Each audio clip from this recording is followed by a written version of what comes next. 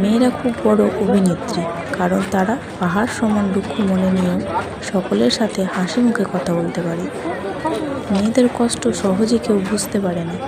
মেয়েরা চাইলেই একটু স্বাধীনভাবে চলতে পারে না।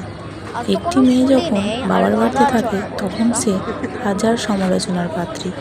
চলার পথে হাজারো নিয়ম বাঁধা।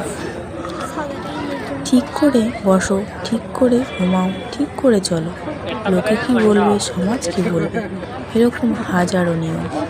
মেয়ের জামাই যখন মেয়ের কথা শুনে চলে তখন মায়ের গর্বে বুক ফুলে যায়। লোকের সাথে বড়াই করে বলে, আমার মেয়ের জামাই আমার মেয়ের কথা ছাড়া পা ফেলে না। কিন্তু ছেলে যখন বউয়ের কথা শুনে চলে তখন সে বউয়ের গোলাম। বউয়ের কথা মতো চলে বউ পাগল। এটাই আমাদের সমাজের নীতি। একজন মেয়ে যখন আপনার ঘরে বউ হয়ে যায়, তার চেনা গ্রাম বা শহর